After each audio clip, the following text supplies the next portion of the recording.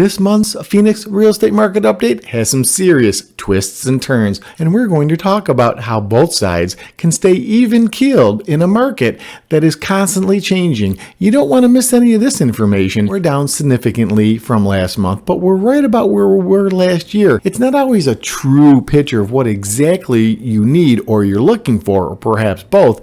There are different numbers that affect the real estate market based on zip codes, towns, styles of houses, subdivisions. It gets kind of crazy. If we're sticking just with new listings, well, we're down from last month, and there's a reason, and you'll see as we go deeper into the video.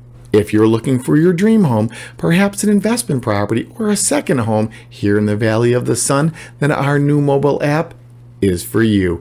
It's fast, it's private, it's accurate. Best of all, it's free. Go ahead, give it a try. We are up when it comes to active listings, compared to last year, that is. We're a bit down from last month, which is to be expected with everything that we see happening. I think potential buyers are still a bit gun shy. Most of the ones we talk to, they love Arizona.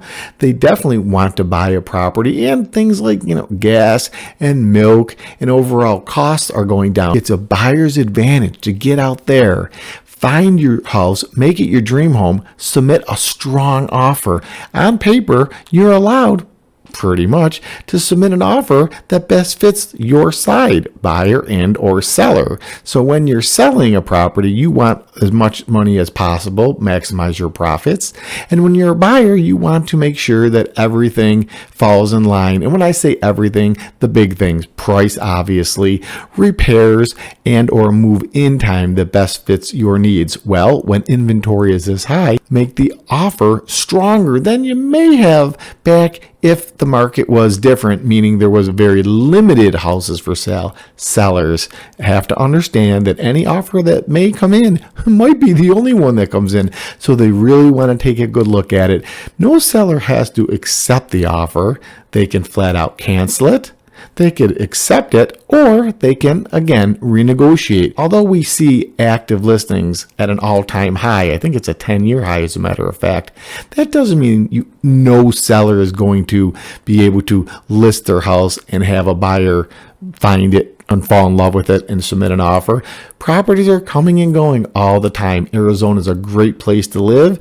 And you know what? Sometimes it really doesn't matter the price, the timing. It just matters that you, the buyer or seller, are happy with what the contract or negotiations or final end result will be. Life is short, and right now, with inventory being so high, and I'm pretty sure I said this before, buyers, get out there and just see what's what. Sellers, keep your properties in tip-top shape. You never know when there's going to be a knock on the door and somebody wants to tour your listing. Please click subscribe, like, leave us a comment. That truly helps this channel grow. You can see with closed listings, we're up from last year, we're down from last month, but we're relatively the same over a 12-month period, which means that houses are being put up for sale and being sold. And like life and oceans, real estate has its ebbs and flows. So the good news is properties are still being sold. So fear not, sellers. It's not all bad news for you. You just have to make sure you follow the 3 Ps. Price, product, and promotion. We could talk about that later, or you could watch other videos on the channel. But my point being is properties are still being sold here in the Valley of the Sun.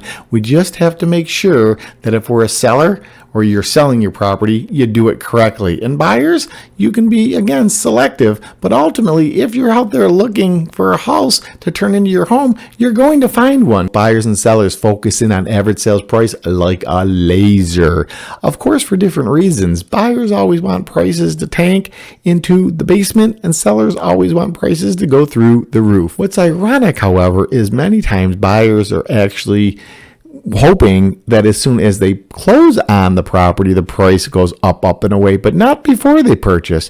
And then the sellers who are actually going to buy after they sell, yes, they want top dollar when their house is for sale or they're negotiating a contract. But as soon as their property is sold and they're out looking for another home, they're really hoping prices dip. Right now, we see that we lost about $22,000 profit-wise if you're looking at the average sales price from last month. However, if you look at last year, we're right about where we were, having an even flow, steady grow with property, which many consider an investment, is a good thing. You really don't want to see it spike and valley. That can give people serious stress. So when you see prices for homes holding their own, that's a good thing. Sellers, you just have to understand that profit is profit. Nobody goes poor from taking it. And buyers, you want to make sure that you pay a fair price for a property and enjoy it while you own it. If the data within this Phoenix real estate market update video, or any others for that matter, isn't clear, please reach out to me.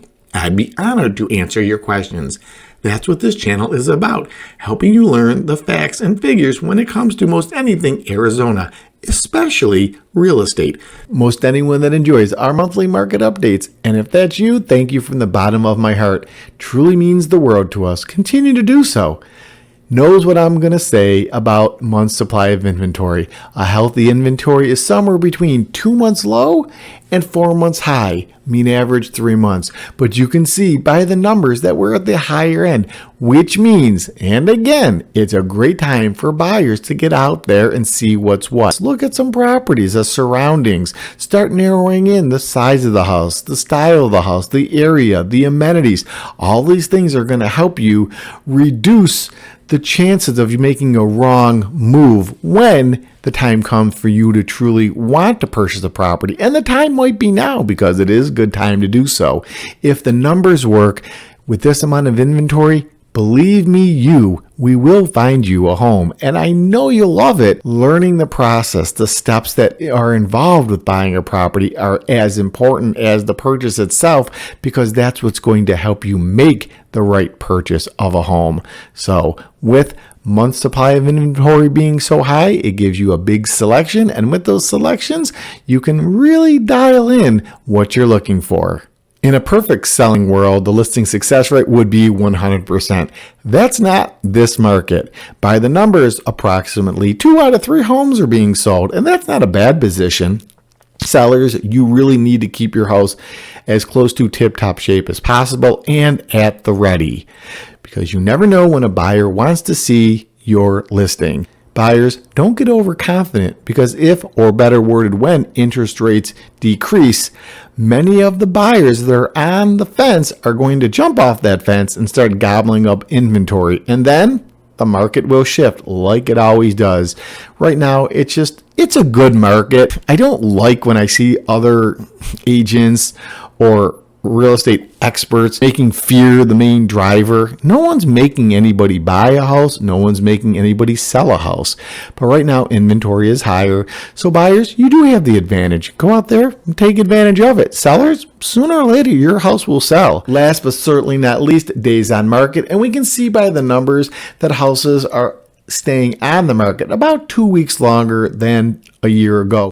When it comes to days on market, many people think that DOM, days on market, means how long will it take for a house to be sold. No, actually it means how long will it take for a property once listed to go under contract. So when you look at the current days on market, that's an indicator that it took that many days for an offer to be submitted and accepted by both parties. So don't let it fool you when you look at that number. Although I think days on market is a great help for potential sellers to know about how long a property will take to go under contract, and then buyers would look at that as a negotiation tool. And sometimes by no fault of the property or the seller, the days on market could stigmatize a property, and it works both ways as well. Sometimes a property goes lickety split, but it's because it had a certain need or want for a buyer, and that sometimes throws the numbers off. But in the big picture, days on market is a decent guideline, but you really want to dial it into specific locations, subdivisions, zip codes, etc. That's a more micro way of looking at days on market. But in general, that's exactly what that number statistic is supposed to do for us, give us an idea of how long, once a property has a for sale sign in the front yard, that it will go under contract. If you like this video, make sure you check out this one. I'll see you over there. Until next time, take care. God bless America. I'll talk to you soon.